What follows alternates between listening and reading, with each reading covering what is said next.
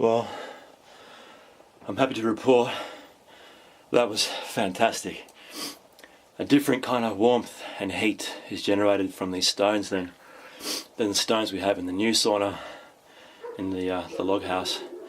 But this is just a whole different kind of experience, and I think, apart from a little bit of smokiness in the eyes, I think I prefer it. Maybe it's something to do with the whole antiquated feel of it, but yeah, I'll be doing this again.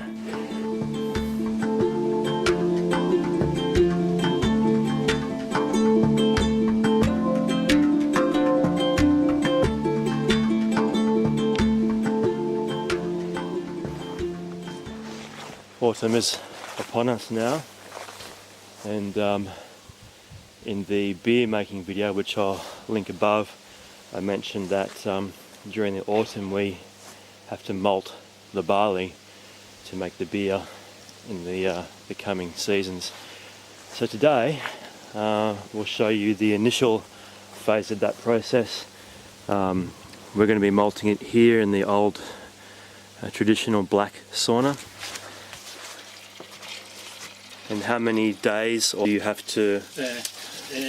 Tomorrow, 14 grīda. And then it has to grow, yep, so sprout. Apmēram nedēļu. 1 week, no? 1 week, yeah. And then do you smoke dumi as well? Yeah. Oh, you have to rub it with the hands, yeah.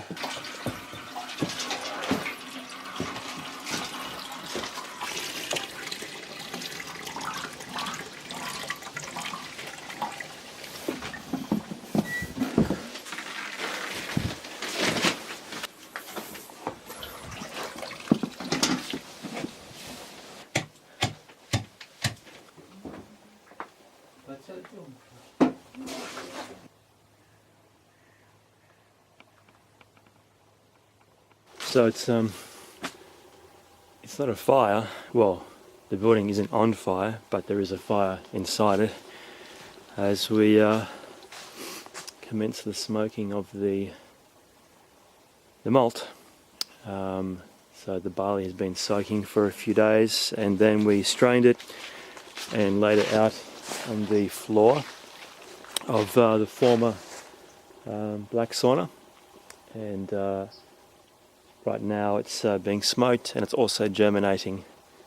Once that's done, the next part of the procedure is to rub it. So the past few days we've been smoking the barley, the malting barley in this place, which is formerly the black sauna, traditional Latvian black sauna. Yeah, so once we've rubbed them together with our hands, we'll be putting them up here, spreading them out flat across the surface above the black sauna. We light another fire inside, and that'll dry everything out. You can see some of the sprouts on there, only just, but yeah, it's all clumped together. So this morning we'll be rubbing it all together to separate it where it's all clumped.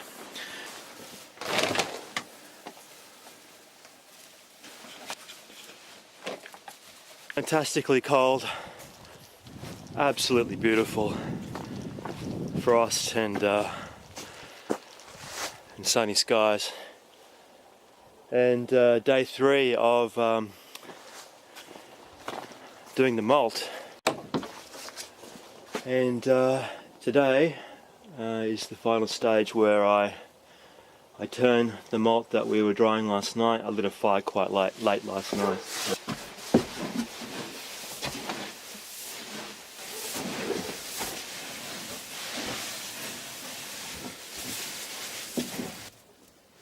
It's magnificent. It's the most delicious smell. It's quite sweet. So essentially what I'm doing here is turning the malt, and after I've done this, I'll light the fire downstairs again in the sauna, and then I'll cover this with a frame at the very end of everything, and put some blankets over the top, and that'll just draw the last hints of moisture out of the malt, and then it will be dry.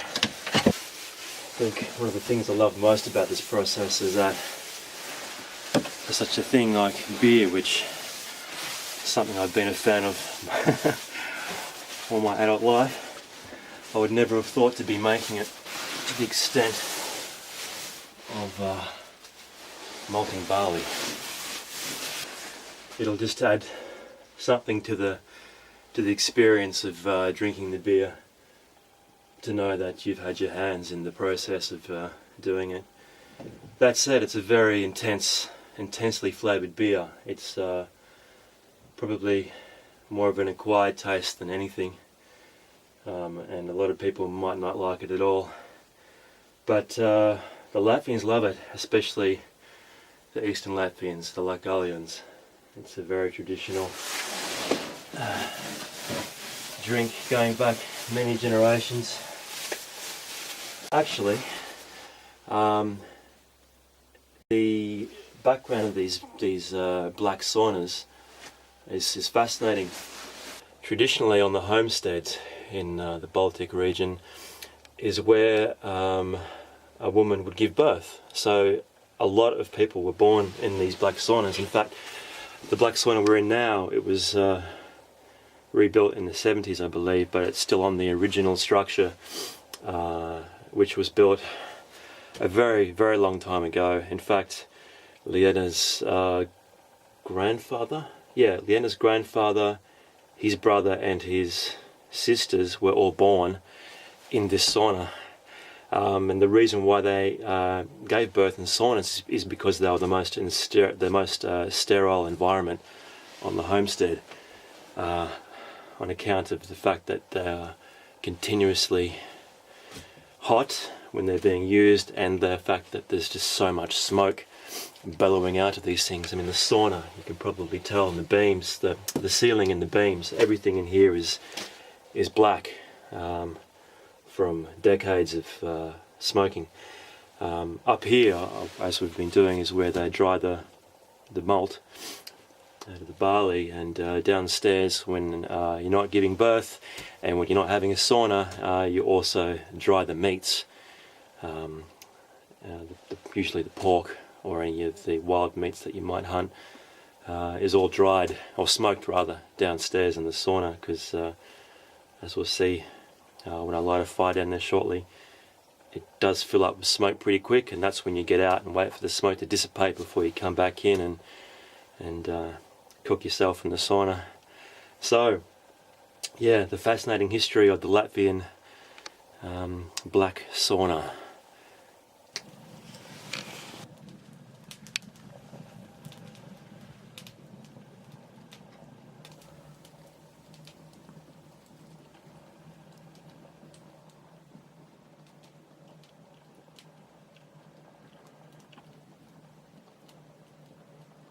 Okay, so now the fire is well and truly underway, and as you can see, it's filling up quite heavily with smoke in here.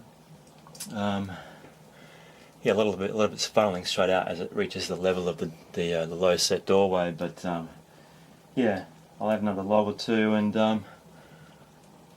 take the light out here and close it all up, and come back in a couple of hours. So here we are now at the final phase, where I've had the malt drying for a bit longer, covered with these blankets to soak up the rest of that moisture. And if we look at this now, we'll see that, oh, it's beautiful. That's dry, so there's no signs of moisture retained in any of that, which means I might have a sauna.